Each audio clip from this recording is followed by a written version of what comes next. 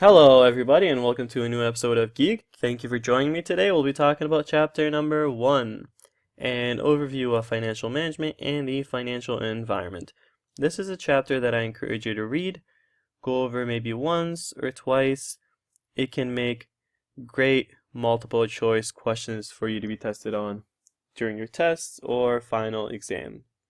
Okay, first slide talks about goals of successful companies. Competitive advantage.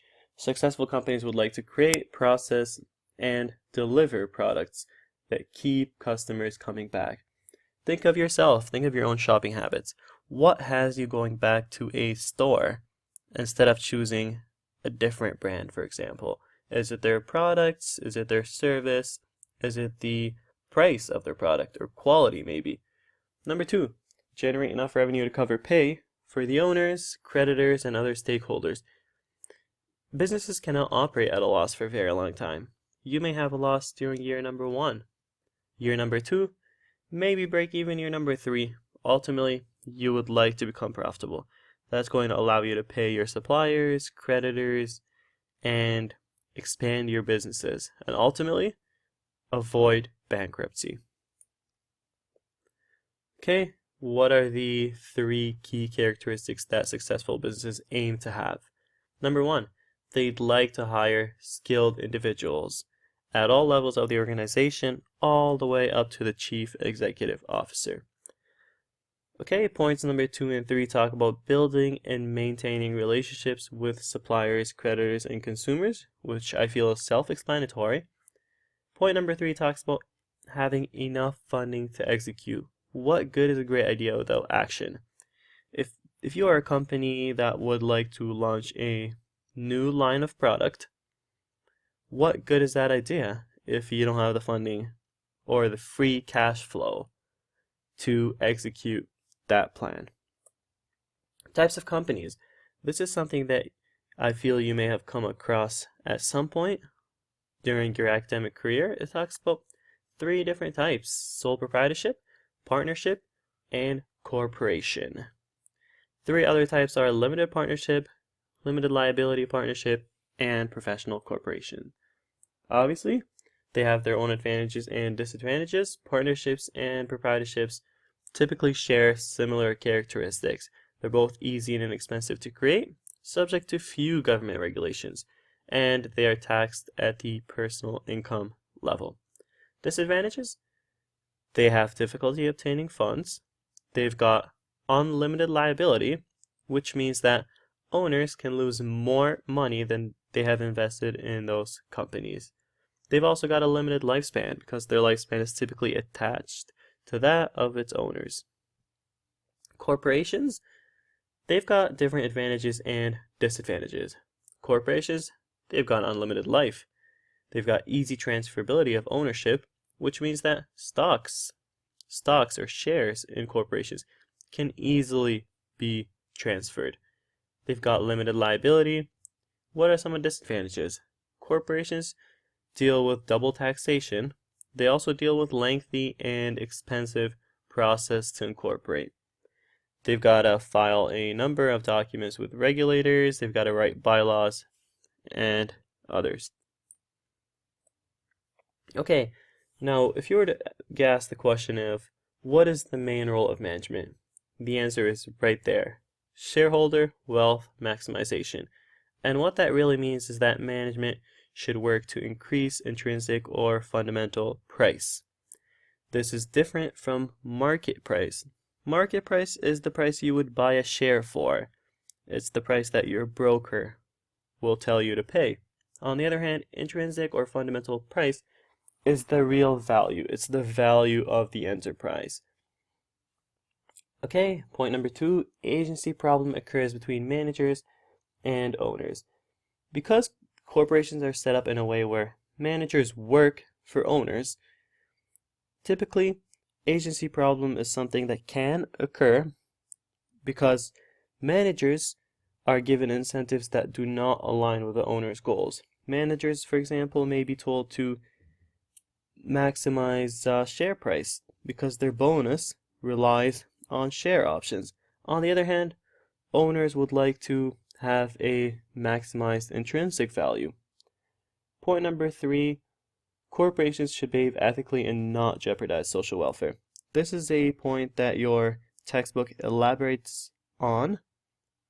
I summarized it by simply stating that corporations should behave ethically. A corporation should not aim to maximize intrinsic or fundamental value at the expense of the environment, for example, or other stakeholders. Now, it is important for us to remember 3 things when we're examining business decisions.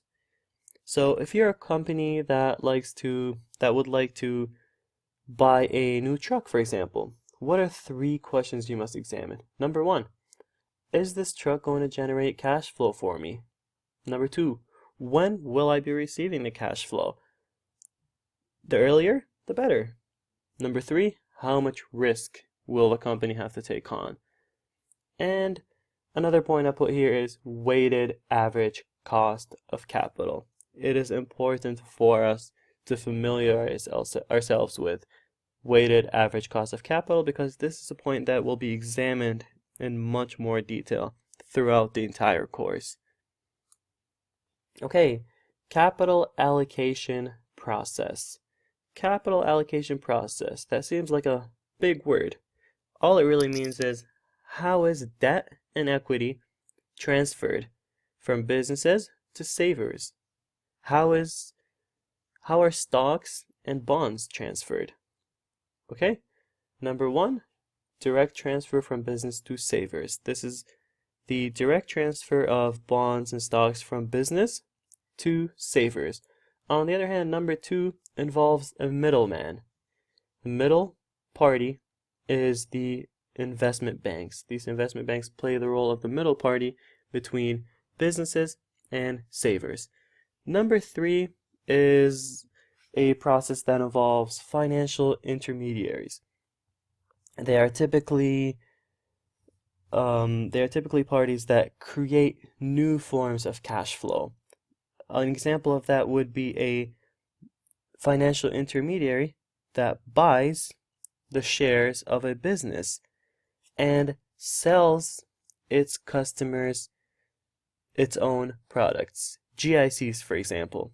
When you buy GICs from your local bank is selling you a new form of capital that it has created. On to one of my favorite topics.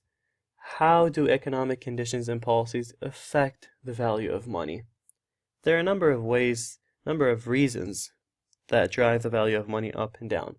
When we look at Bank of Canada policy, Bank of Canada can either print or supply money. The initial market reaction usually is a drop in the rates, a drop in the cost of money. But ultimately, higher interest rates and inflation will take place. Obviously, that can be explained by the fact that a higher supply of money will lead to more people purchasing things. More people purchasing things will drive up the price of things and hence inflation. Budget deficit or surplus. When a government has a budget deficit, it typically must look for additional funding, and that creates higher interest rates. Okay, business activity. During recessions, interest rates are known to rise and drop afterwards. International trade deficit, which occurs when imports are larger than exports. That leads to a deficit. Deficit leads to more borrowing and again a higher interest rate and a higher cost of money. International country risk and foreign exchange risk. This leads to higher cost of money because of economic, political, and regulatory risk. For example, if you were to invest your money in a war-torn country, this is a country that will be dealing with lots of geopolitical and regulatory and economic issues. Foreign exchange risk, higher cost. Why? Because there's higher risk. Again, higher cost can be caused by higher risk. If you invest in Japan, for example, if you invest in a Japanese bond that pays you back in yen, as the yen weakens, you will be able to buy less Canadian dollars. This is a risk that you're taking on. Therefore, you will demand a higher cost for your money. Okay, this will be our last slide. Different types of financial markets. There are 9 different types of financial markets. A physical asset market where tangible goods or products are sold. A spot or future market. A money market for liquid assets that are typically short term. Capital market. A mortgage market. Consumer credit market for auto loans and credit cards.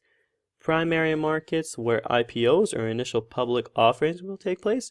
Secondary markets like the TSX stock exchange. And number 9, private markets where private transactions will take place.